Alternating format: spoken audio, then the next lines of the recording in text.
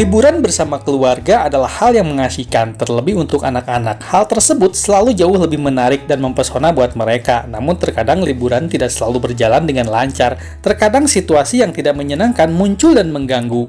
Hari ini kita akan membahas beberapa perjalanan liburan sekolah yang berujung masalah dengan hadirnya beberapa insiden, seperti anak-anak yang tersesat sehingga mereka menghadapi situasi traumatis dan dalam beberapa kasus, peristiwa itu benar-benar mengubah hidup mereka. Namun sebelumnya, dukunglah channel kami dengan menekan tombol subscribe-nya, karena dengan menekan tombol subscribe, kalian tidak dirugikan sedikit pun juga. Pada tahun 2016, rombongan 33 siswa dan 6 guru dari North Cobb High School Atlanta melakukan perjalanan hiking ke Monkey Sanctuary. Seorang anak laki-laki berusia 14 tahun bernama Tamari Elliott Jackson yang baru saja bergabung di sekolah itu juga merupakan bagian dari kelompok itu. Liburan itu terdiri dari beberapa kegiatan yang berbeda. Selama 5 hari, pada hari pertama anak-anak menyeberangi Sungai Sabine dan kemudian pergi hiking ke Monkey Sanctuary. Perjalanan ini berubah menjadi bencana besar. Tamari Elliott Jackson dilaporkan hilang. Selanjutnya, aktivitas kelompok itu segera dihentikan dan dilanjutkan dengan mencari Tamari di seluruh tempat itu. Sangat menyedihkan. Mayatnya ditemukan di sungai tempat dia tenggelam. Kejadian ini meninggalkan tanda tanya besar. Kenapa dia bisa meninggal di sungai yang airnya dangkal? Dan anak itu juga adalah perenang yang mahir. Lagi pula tidak ada seorang pun dalam kelompok itu melihatnya jatuh saat mereka menunggu di sungai. Kemudian pada tahun 2017, keluarganya pergi ke pengadilan dan menuntut staf sekolah karena kelalaian mereka yang mengakibatkan kematian putra tercinta mereka. Pihak sekolah merasa malu dan menyesal kalau mereka sudah melakukan kesalahan itu. Padahal dari beberapa perjalanan liburan ke tempat itu, selama 4 tahun terakhir, tidak ada satupun hal buruk yang menimpa mereka terjadi dalam perjalanan itu. Tapi setelah kejadian itu, kegiatan perjalanan ke tempat itu dihentikan.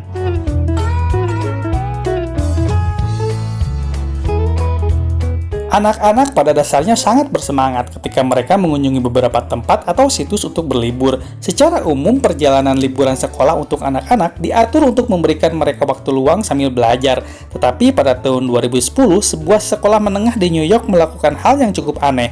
Mereka mengadakan perjalanan wisata ke kamar mayat di sebuah rumah sakit setempat. Rupanya, para siswa menyadari bahwa kamar mayat adalah tempat di mana mayat orang disimpan sementara. Tetapi mereka menemukan beberapa hal yang sangat menakutkan begitu mereka memulai kunjungan. Padahal hal-hal tersebut diperlihatkan untuk menambah pengetahuan mereka. Namun nampaknya justru sebaliknya. Salah satu hal yang paling mengerikan adalah ketika diperlihatkan toples berisi otak manusia. Dua siswa terpesona melihatnya. Lalu mereka bertanya tentang tujuan menyimpan otak itu di sana.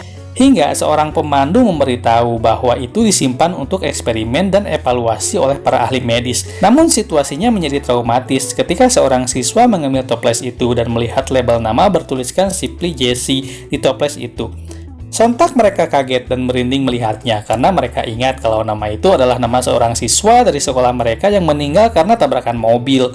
Anak itu langsung berbagi informasi dengan siswa lain dan akhirnya berita menyebar ke orang tua almarhum. Orang tuanya sangat marah karena pihak sekolah gagal menjelaskan kepada mereka maksud dan tujuan perjalanan ke tempat tersebut.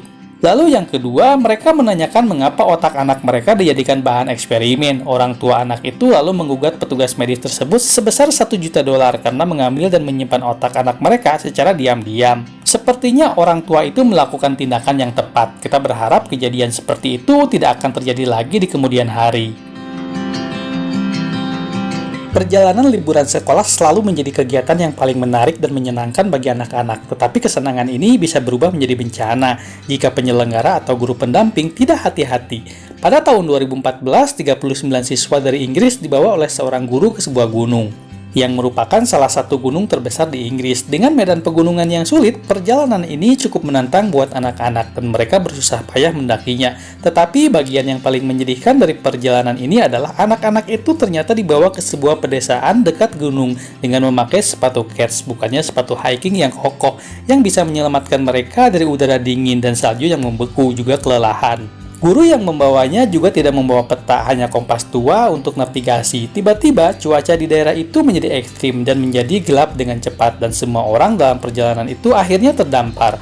Untungnya, mereka semua selamat setelah meminta bantuan tim penyelamat untuk melacak mereka. Selama operasi penyelamatan, tim rescue menemukan beberapa kantong sampah bekas mereka. Dengan upaya yang cukup rumit, anak-anak bersama guru mereka akhirnya diselamatkan. Dan untungnya mereka tidak terluka. Tidak diketahui bagaimana nasib guru itu setelah kejadian tersebut. Apakah dia dipecat dari pekerjaannya? Atau diizinkan kembali mengajar di sana setelah diberi sanksi? Apapun alasannya, guru tersebut seharusnya tidak diperbolehkan lagi membawa siswa-siswanya pergi berlibur di kemudian hari. Beberapa perjalanan memiliki nilai pendidikan seperti mengunjungi perkebunan dan peternakan, tetapi proposal untuk mengunjungi tempat wisata air akan sangat menyenangkan bagi anak-anak. Di tahun 2015, satu kelas dari sekolah di Inggris mengunjungi Barcelona, Spanyol. Selama tur, mereka pergi ke taman air. Para guru menasihati para siswa untuk mengoleskan tabir surya dengan hati-hati ke seluruh tubuh agar kulit mereka tidak terbakar sinar matahari. Karena suhu udara beberapa kali naik hingga 40 derajat Celcius. Para guru membekali mereka dengan tabir surya, tetapi beberapa siswa memilih untuk tidak memakainya. Akibatnya, 4 orang anak menderita sengatan matahari yang sangat mengerikan, hingga mereka harus dilarikan ke rumah sakit dan seorang siswa bernama Colin Pitcher berusia 15 tahun harus tetap dirawat di rumah sakit selama berminggu-minggu karena dia menderita luka bakar yang parah.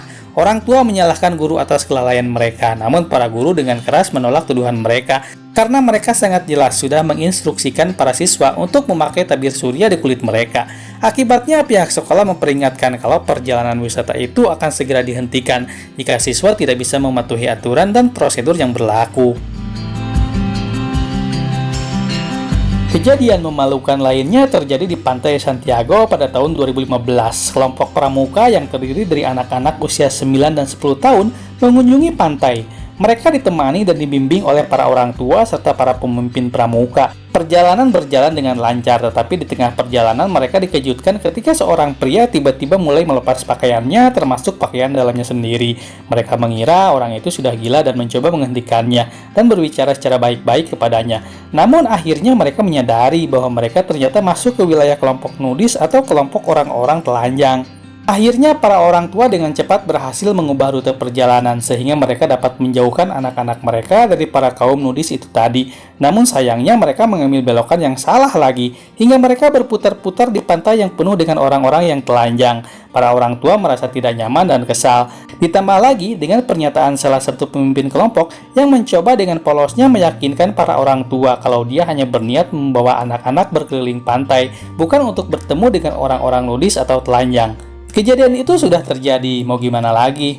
Terkadang hal yang sangat sederhana bisa berubah menjadi urusan yang rumit. Kemudian, pemimpin kelompok, para orang tua, serta pejabat setempat mengadakan pertemuan untuk mengevaluasi situasi. Pejabat perwakilan pramuka Amerika menyatakan bahwa mereka telah mengikuti pedoman dan prosedur yang sesuai untuk perjalanan. Namun, para orang tua tidak puas dan jelas kecewa dengan penjelasan itu.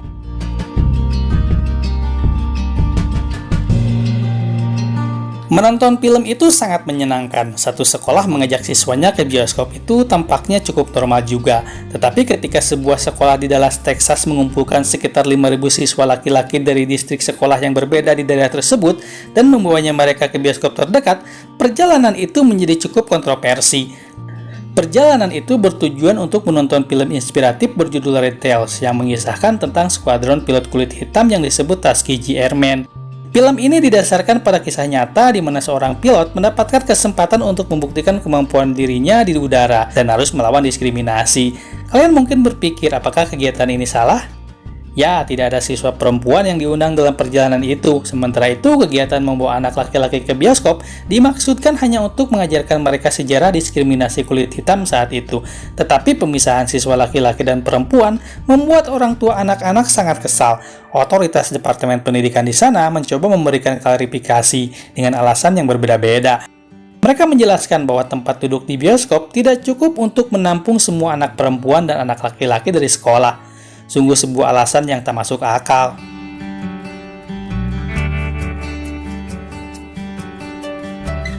Sebuah sekolah menengah atas di Florida yang terdiri dari sekelompok siswa yang terdiri dari laki-laki dan perempuan pergi untuk acara karya wisata dan tinggal bersama di sebuah hotel selama perjalanan yang berlangsung sekitar 6 hari. Kalian mungkin berpikir sepertinya tidak akan ada hal buruk yang akan terjadi dalam waktu singkat, tetapi anggapan itu salah besar. Sekembalinya para siswa dari perjalanan, ditemukan bahwa 4 siswi perempuan sedang hamil. Ada 30 anak perempuan dan 20 anak laki-laki dalam kelompok, dan mereka semua tinggal di hotel yang sama.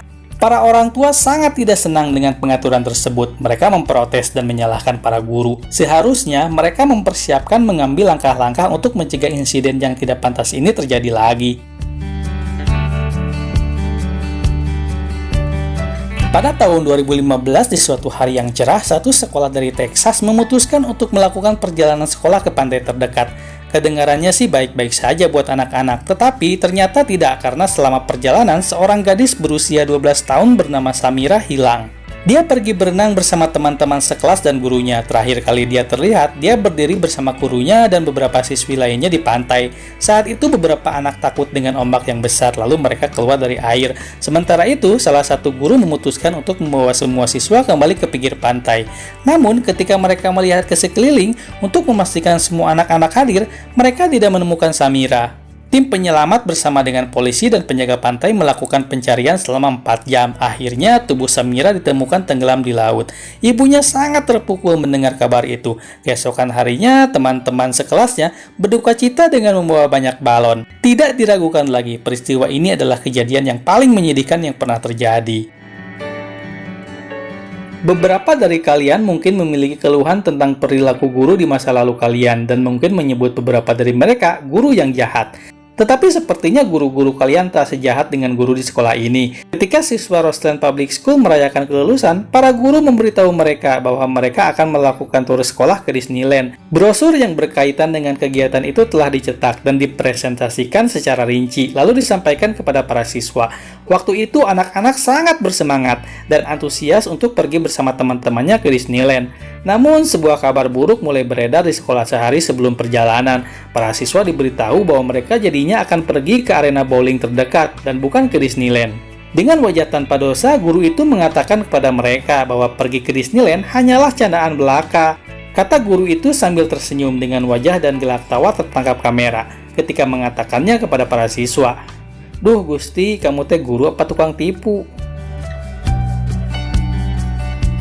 Ini adalah salah satu perjalanan sekolah yang aneh yang pernah terjadi. Salah satu guru SMP sedang mengajar matematika kepada para siswanya. Sementara itu, dia merasa lapar dan tidak bisa menahan keinginannya untuk makan. Jadi secara spontan dia memutuskan untuk melakukan perjalanan singkat untuk mendapatkan beberapa makanan ringan di toko terdekat. Dia memasukkan semua 11 siswanya ke dalam mobilnya, 2 diantaranya di kursi depan, 7 di kursi belakang, dan sisanya di bagasi mobil. Mobil itu pasti terlihat seperti mobil yang penuh boneka. Tetapi, nampaknya para siswa menikmati perjalanan tersebut.